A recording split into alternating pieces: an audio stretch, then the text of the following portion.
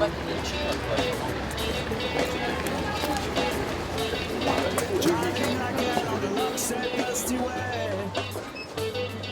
the sun explodes and the stuff climbs to my head.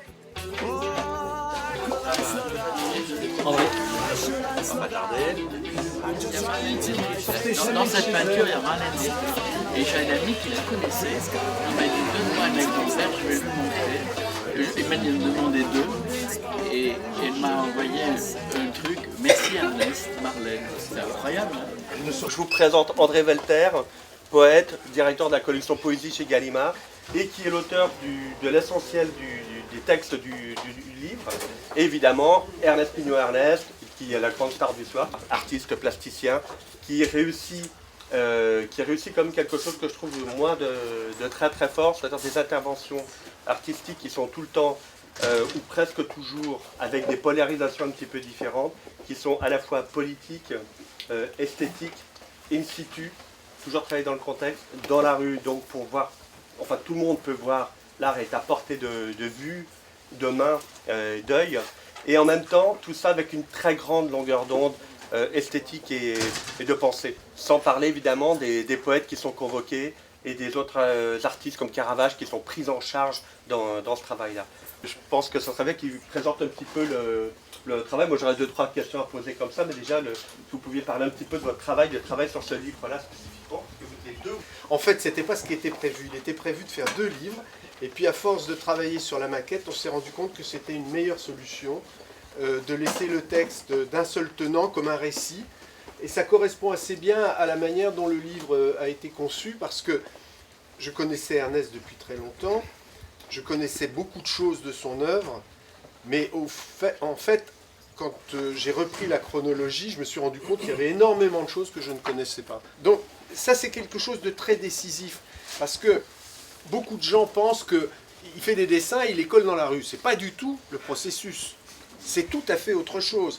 C'est une prise en compte d'un lieu dans lequel les dessins ne vont être qu'un élément qui va révéler quelque chose de connu, d'inconnu, d'invisible, de caché dans le lieu. C'est-à-dire que les lieux sont sollicités en tant que tels. Parce qu'il n'aime pas dire qu'il est un grand dessinateur, mais il ne faut pas exagérer non plus. Ça me fait assez rire quand tu dis « mais moi les dessins ». Non, c'est un immense dessinateur. Et donc le fait de mettre au service de la rue un tel talent et un tel savoir-faire qu'il a forgé pendant si longtemps, je pense que c'est un investissement qui est d'un ordre unique. Et ce qui s'est fait après sous le nom de street art, d'abord, rien que l'anglicisme dit bien qu'on est passé de quelque chose à autre chose, et fait qu'il est effectivement en rapport avec ça, mais je ne pense pas qu'il soit spécialement content de voir un certain nombre de dégradations systématiques de monuments historiques avec des graffeurs qui n'ont pas grand-chose d'autre à faire qu'à dégrader les lieux. Ils travaillent sur du papier extrêmement fragile qui est voué à la disparition. Et après, les lieux redeviennent tels qu'ils...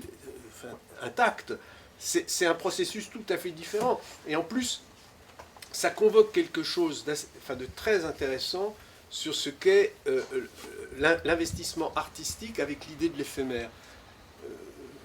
Ma fibre orientaliste est très touchée par ce rapport au vide et à l'éphémère et aux choses qui ne durent pas.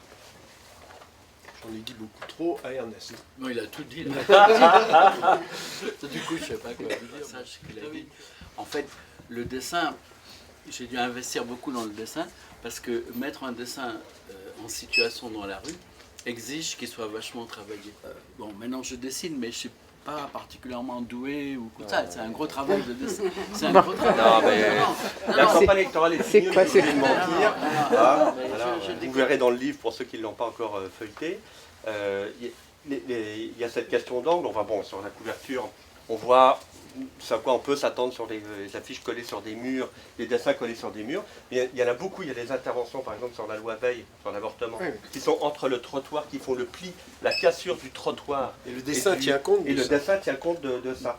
Les dessins des communards fusillés en 71, qui montent tous les escaliers entre eux de la commune, il y a tout un parcours qui a été fait comme ça.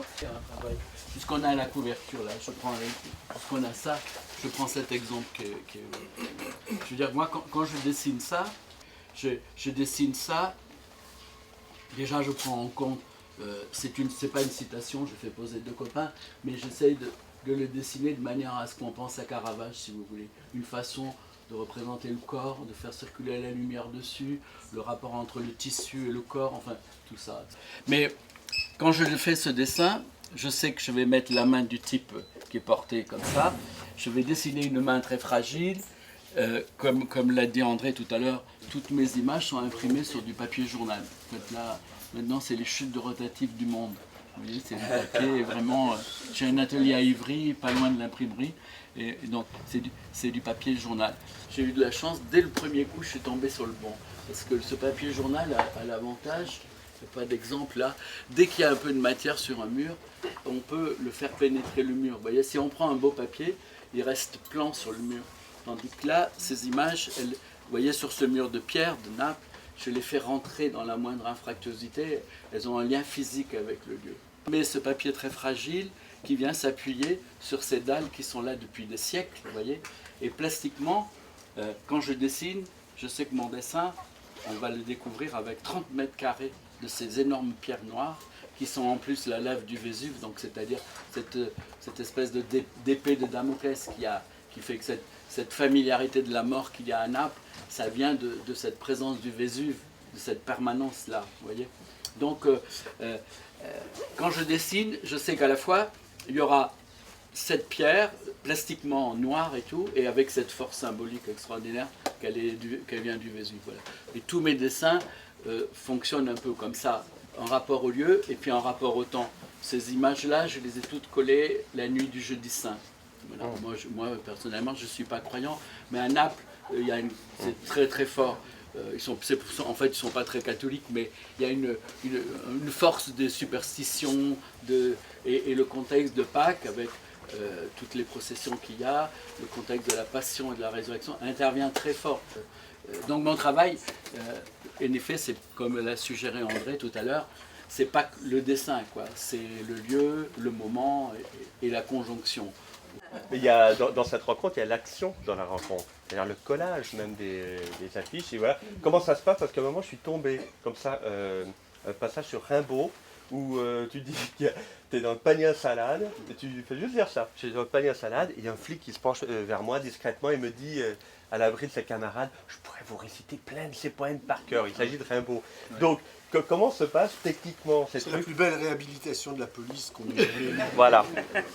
Ah oui. J'ai collé une image de Robert Desnos, André était là, à l'endroit où Gérard de Nerval s'est suicidé. C'est au dos du théâtre de la ville. Il arrivait 3 flics, très beaux là, jean, t-shirt blanc, la barbe de 3 jours, vous voyez, comme dans les pubs pour les parfums là. Vous voyez, cette barbe particulière. Oui. Et pétard et revolver à la main, tous les 3. Wow.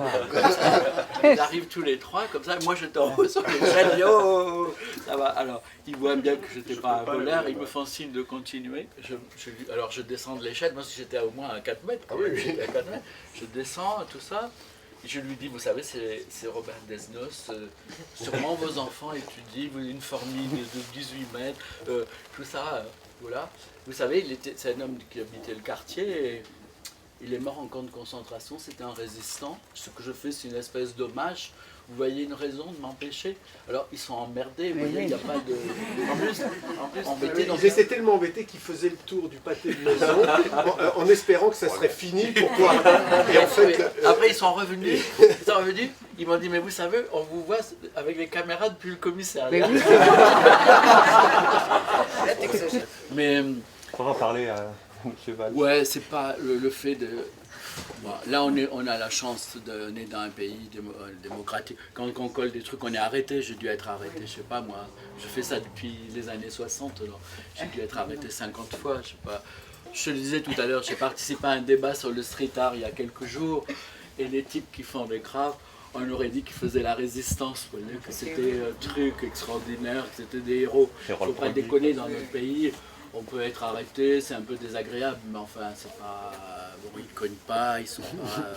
À Naples, c'était beaucoup mieux, parce qu'à Naples... Il y a la Camorra, c'est plus... Oui, c'est à Naples, plus chaud. 2 trucs avec la police. Une nuit, ben justement, quand je collais cette image, voyez, je suis plutôt petit, donc elle est assez grande. Donc je la collais avec, j'avais un escabeau, l'esseau, la colle, et tout ça. Et à un moment, la voiture de police, je vois, reste à 50 mètres de moi. Je me dis, oh, ils vont pas m'emmerder quand même là. Donc je collais tout mon parcours, je savais exactement où j'allais les coller.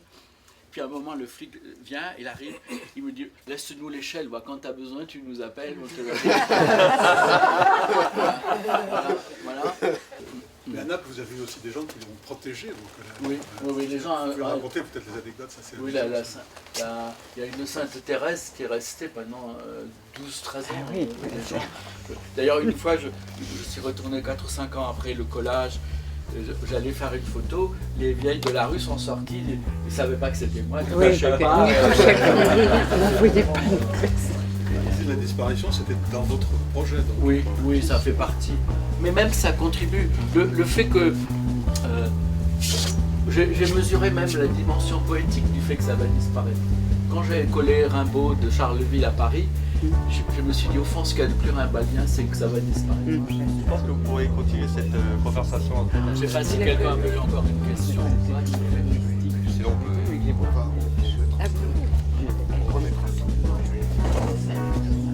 Donc il y a les livres d'Ernest Pignoret qui sont là, les livres d'André Walter qui sont là également. Ils sont très jetés. Il n'est pas là parce qu'il est animé là. Radio on a midnight kick, round about midnight. Sitting on a bed with a giant-type chick, round about midnight. Piano louder in my ears, round about midnight. Staring louder, dying tears, round about midnight.